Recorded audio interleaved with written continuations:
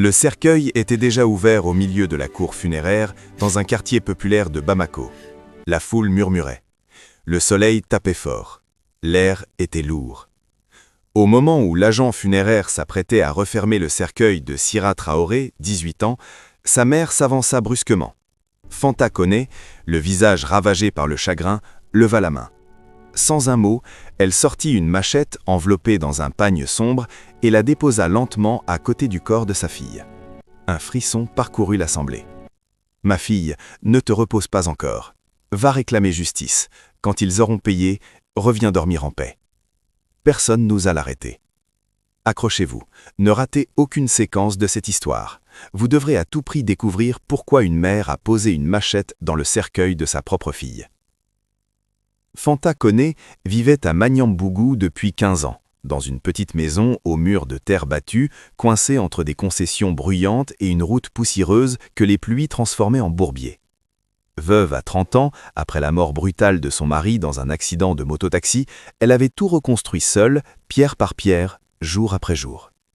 Chaque matin, avant l'aube, elle préparait son grand plat de riz au poisson qu'elle vendait près du rond-point de Manyambougou.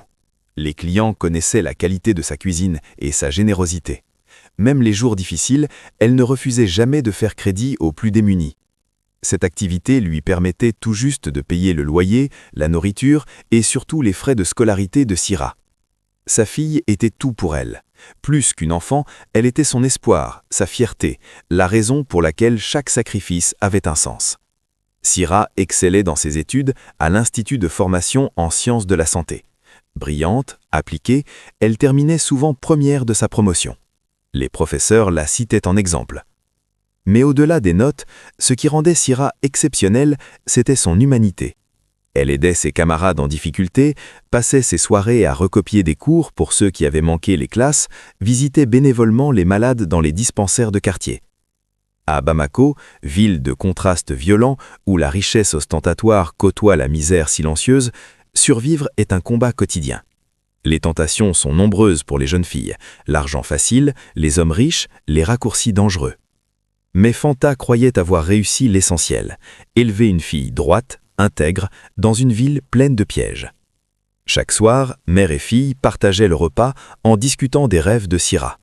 Elle voulait devenir infirmière, ouvrir un jour sa propre clinique dans les quartiers pauvres, soigner gratuitement ceux qui n'avaient pas les moyens. Ce rêve ne se réaliserait jamais. Le soir du 12 mars, Sira enfila sa robe bleue préférée et glissa son téléphone dans son sac. Elle devait livrer des vêtements cousus par une voisine à une cliente habitant le quartier d'Hippodrome, à une vingtaine de minutes en taxi. C'était un service qu'elle rendait souvent pour arrondir les fins de mois difficiles. Quelques francs supplémentaires qui aidaient à payer les photocopies de cours ou les cahiers neufs. Elle embrassa sa mère sur le front comme chaque fois qu'elle sortait. Fanta lui recommanda d'être prudente, de ne pas traîner, de rentrer directement après la livraison. Sira sourit, promit d'être là avant 22 heures. La porte se referma. Ce fut le dernier moment de paix dans la vie de Fanta. 22 heures passèrent, puis minuit. Le téléphone de Sira ne répondait plus. Fanta commença à appeler les amis, les voisins, tous ceux qui auraient pu la voir. Personne. L'angoisse montait, minute après minute. À 3 heures du matin, elle se rendit au commissariat de Manyambougou. L'officier de permanence lui conseilla d'attendre le matin, que les jeunes filles sortent souvent sans prévenir, qu'elles rentreraient sûrement bientôt. Mais Sira ne rentra jamais. À l'aube, des ouvriers se rendant sur un chantier de construction près du stade Modibo Keïta découvrirent son corps abandonné derrière des sacs de ciment. Elle portait toujours sa robe bleue, déchirée. Son sac avait disparu. Son visage figé dans une expression de terreur absolue hantait encore les témoins des semaines plus tard. La police arriva. Les constatations furent rapides, trop rapides. Le rapport parlait d'une mauvaise rencontre, d'un vol qui aurait mal tourné. Pas d'enquête approfondie, pas d'interrogatoire poussé. Le dossier fut classé en quelques jours avec la mention habituelle « affaire non élucidée ». Mais dans le quartier, les langues se déliaient. Des témoins avaient vu Sira monter dans une voiture avec 3 jeunes hommes, des habitués des bars huppés de Bamako, fils de familles influentes. Les noms circulaient à voix basse. Fanta refusa d'accepter le silence. Le corps de sa fille à peine enterré, elle retourna au commissariat exiger une vraie enquête. Cette fois, le commissaire la reçut, un homme bedonnant, au regard fatigué, qui tripotait nerveusement son stylo. Il l'écouta poliment, hocha la tête, promit de relancer l'affaire. Mais ses yeux disaient déjà qu'il n'en ferait rien. Elle insista, revint le lendemain, puis le surlendemain. À chaque visite, l'accueil se refroidissait. On la faisait attendre des heures, on lui répétait qu'il n'y avait pas de preuves, que les témoignages étaient flous, que ces jeunes hommes avaient tous des alibis solides fournis par leurs familles respectives. Fanta comprit alors que le problème n'était pas l'absence de preuves, mais l'identité des coupables. À Bamako, comme dans tant d'autres villes, il existe deux justices, une pour les riches, une pour les pauvres. Quand un puissant est accusé, les dossiers s'égarent, les témoins se rétractent, les enquêtes s'enlisent. Elle frappa à d'autres portes. Les associations de défense des droits des femmes l'écoutèrent avec compassion, mais expliquèrent qu'elle ne pouvait rien sans preuve formelle. Les journalistes qu'elle contacta semblaient intéressés jusqu'à ce qu'ils entendent les noms des suspects, puis trouvaient soudain des excuses pour ne pas publier l'histoire. Les avocats demandaient des honoraires qu'elle ne pourrait jamais payer. Un soir, assise seule dans sa maison devenue trop grande, Fanta réalisa une vérité amère. À Bamako, quand on est pauvre et femme, certaines vies valent moins que d'autres. Sa douleur de mère ne pesait rien face au pouvoir et à l'argent. Sira n'aurait jamais justice par les voies légales. C'est ce soir-là, dans le silence écrasant de son chagrin, qu'elle prit une décision qui allait ébranler toute la ville. La veille de l'enterrement, Fanta se réveilla avec une clarté étrange dans l'esprit. Elle savait exactement ce qu'elle devait faire. Elle s'habilla simplement, attacha son foulard et prit un taxi jusqu'au grand marché de Médine. Les étals débordaient de marchandises, tissus colorés, épices odorantes, ustensiles de cuisine, téléphones contrefaits, tout ce que Bamako pouvait offrir.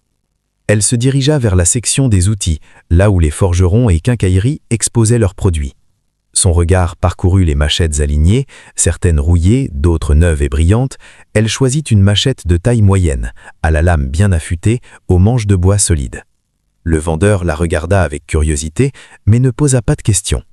À Bamako, on n'interroge pas les clients sur leurs achats. De retour chez elle, Fanta lava soigneusement la machette, la sécha avec soin, puis l'enveloppa dans un pagne sombre qu'elle avait préparé.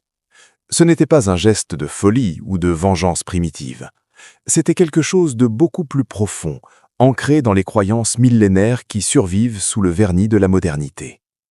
Dans la cosmologie mandingue, les morts ne sont pas simplement partis, ils existent dans un autre plan, capables d'intervenir dans le monde des vivants quand la justice terrestre échoue.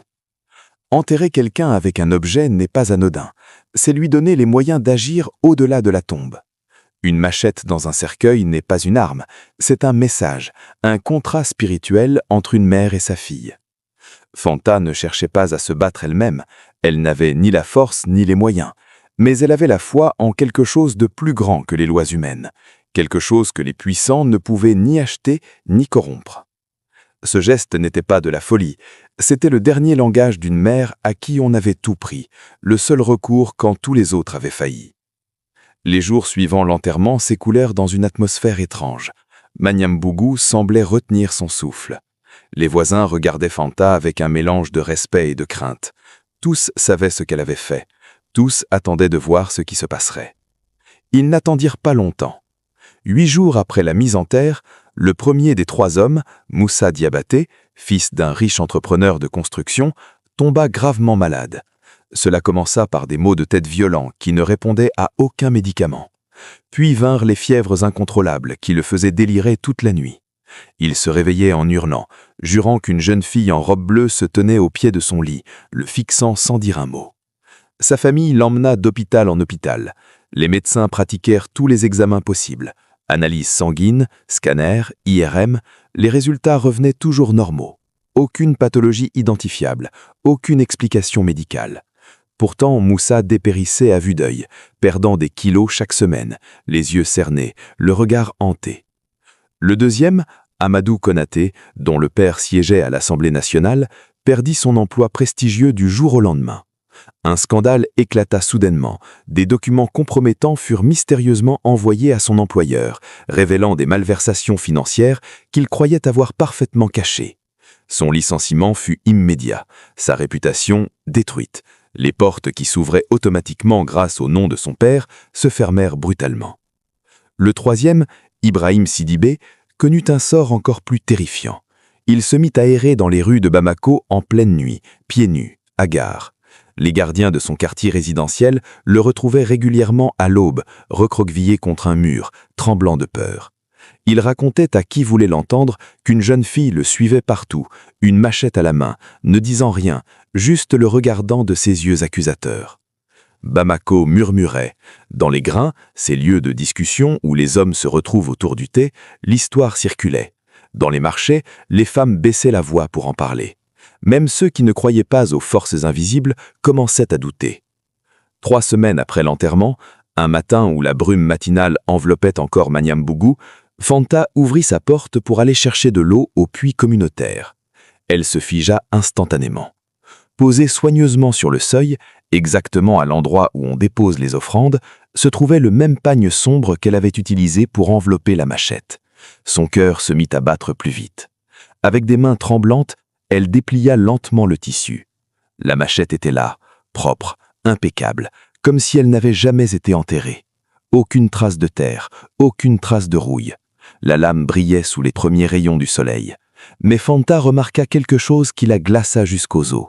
Sur le manche de bois, 3 entailles fraîches, 3 marques, 3 noms. Elle ne cria pas, elle ne courut pas chercher les voisins, elle ne pleura pas non plus. Un calme étrange l'envahit, le calme de quelqu'un qui sait que les choses suivent leur cours naturel, que les forces qu'elle avait invoquées accomplissaient leur mission. Fanta ramassa délicatement la machette, la rentra chez elle et la déposa dans un coin de sa chambre, enveloppée à nouveau dans le pagne. Elle alluma 3 bâtonnets d'encens, récita une prière silencieuse et remercia les ancêtres. Fanta comprit à ce moment que quelque chose d'irréversible avait été mis en mouvement. Ce n'était pas de la vengeance humaine, c'était la justice d'un autre ordre, celle qui opère quand les institutions humaines échouent. Elle savait désormais avec certitude que les 3 hommes qui avaient volé la vie de sa fille ne connaîtraient plus jamais la paix. Leur sommeil serait tenté, leur jour serait tourmenté, jusqu'à ce que la vérité éclate. Et rien, absolument rien, ne pourrait arrêter ce processus. La pression psychologique finit par briser le plus faible des 3. Ibrahim Sidibé, celui qui errait dans les rues la nuit, ne dormait plus depuis 2 semaines. Les calmants ne fonctionnaient plus. Les séances chez le psychiatre ne servaient à rien. Il voyait Sira partout, dans les reflets des vitres, dans l'ombre des arbres, debout au pied de son lit chaque nuit à 3 heures précises. Sa famille l'emmena consulter des marabouts. Le premier refusa de le recevoir après avoir lu dans ses coris. Le deuxième accepta, mais abandonna après la première séance, disant que ce qui poursuivait Ibrahim était trop puissant pour être contré par des gris-gris ordinaires. Il fallait que la vérité soit révélée. Un matin, après une nuit particulièrement terrible où il avait tenté de se jeter par la fenêtre pour échapper à l'apparition, Ibrahim s'effondra. Il supplia son père de l'emmener au commissariat. Là, en larmes, tremblant de tout son corps, il parla. Il raconta tout. La soirée dans le bar VIP, les verres d'alcool, Sira qui livrait des vêtements dans le quartier, qu'ils avaient aperçus en sortant, la proposition de la raccompagner, le trajet qui avait dévié, ce qui s'était passé ensuite dans la voiture, puis sur le chantier abandonné, les détails sordides, la panique après, la décision de l'abandonner là, le pacte de silence entre eux 3. Il nomma Moussa et Amadou, il donna des détails que seuls les coupables pouvaient connaître. L'officier qui prenait sa déposition restait figé, le stylo suspendu, horrifié par ce qu'il entendait. L'enquête fut immédiatement relancée, cette fois avec un témoignage direct, impossible à ignorer. Les téléphones des 3 jeunes hommes furent saisis, les relevés de géolocalisation confirmaient qu'ils se trouvaient bien près du chantier cette nuit-là. Des messages entre eux furent retrouvés, des conversations où ils se rassuraient mutuellement, se promettaient de tenir bon. Les preuves s'accumulaient, les mensonges tombaient un par un. Leurs alibis soigneusement construits s'effondраient. Cette fois, malgré l'argent et les relations de leur famille, la vérité était trop écrasante pour être étouffée. Bamako tout entière découvrait l'histoire. Les réseaux sociaux s'enflammaient, les journaux titraient en une, la pression publique devenait insoutenable. La ville ne pouvait plus détourner le regard. Les arrestations eurent lieu simultanément, à l'aube, pour éviter toute fuite. Les forces spéciales se déployaient dans les 3 villas familiales. Moussa, Amadou et Ibrahim furent menottés sous les yeux de leurs parents atterrés. Les images firent le tour des médias sociaux en quelques heures. Le procès commença 3 mois plus tard au tribunal de première instance de Bamako. La salle était bondée. Des journalistes, des militants des droits des femmes, des étudiants de l'école de Sira, des habitants de Manyambougou venus soutenir Fanta. Les familles des accusés occupaient les premiers rangs, leurs visages fermés, refusant encore d'accepter la réalité. Les audiences durèrent 2 semaines. Les témoignages se succédèrent, les expertises médico-légales furent présentées, les messages compromettants furent lus à haute voix. Les 3 accusés, vêtus de costumes impeccables payés par leurs familles, gardaient la tête basse. Leurs avocats tentèrent toutes les stratégies. Remettre en question la validité des aveux d'Ibrahim, obtenus sous stress psychologique, contester les preuves numériques, invoquer leur jeunesse, leur famille respectable, leur absence d'antécédents. Mais face à l'accumulation de preuves et à la pression publique, ces arguments sonnaient creux. Fanta assistait à chaque audience, assise au même endroit, silencieuse.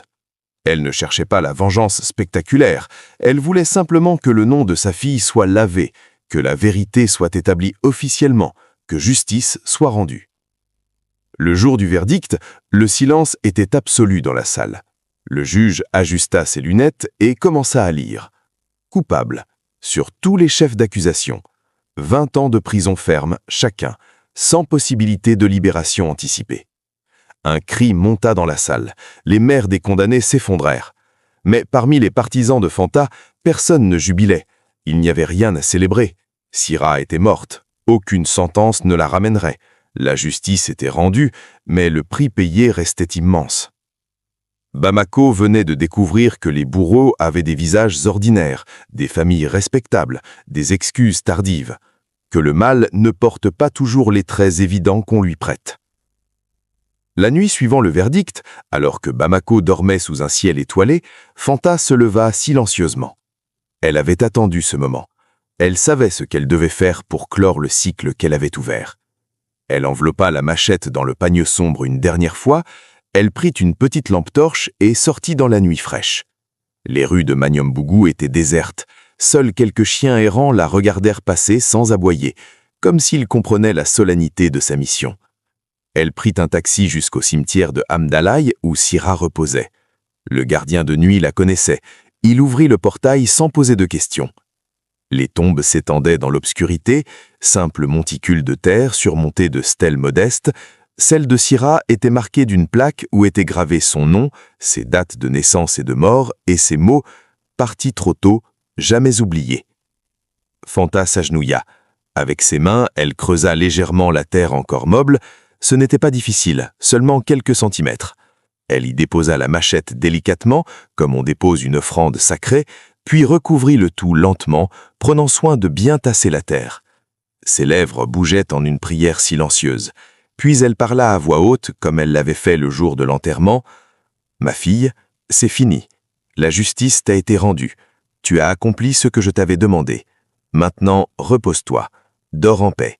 Tu n'as plus rien à réclamer. Les coupables ont payé. Ta mémoire est honorée. Ton nom est lavé. » Le vent souffla doucement entre les tombes, faisant bruisser les feuilles des arbres. Fanta sentit quelque chose se relâcher en elle, une tension qu'elle portait depuis des mois. Elle posa sa main sur la terre fraîchement retournée, ferma les yeux et resta ainsi quelques minutes. Puis elle se releva, essuya la terre sur ses mains et repartit. Elle ne se retourna pas. Derrière elle, la tombe de Sira retrouvait enfin le silence qu'elle méritait. Cette histoire nous rappelle une vérité que nous préférons souvent ignorer. Le silence protège toujours les coupables. Quand les institutions échouent, quand l'argent et le pouvoir corrompent la justice, la douleur des victimes devient un cri que personne ne veut entendre. Fanta Koné a été poussée à un geste extrême parce que toutes les portes se sont fermées devant elle. Aucune mère ne devrait avoir à choisir entre le silence et l'invisible pour obtenir justice. Nos sociétés doivent protéger les faibles, écouter les mères, refuser l'impunité des puissants. La justice n'est pas un privilège réservé aux riches, c'est un droit universel qui doit être accessible à tous sans distinction de classe ou de fortune. Protégez vos enfants, écoutez-les quand ils parlent. Refusez l'injustice, même quand elle semble normale, même quand tout le monde détourne le regard. Si cette histoire vous a touché, partagez-la, commentez, abonnez-vous pour d'autres récits qui dérangent et qui éveillent les consciences. À très bientôt.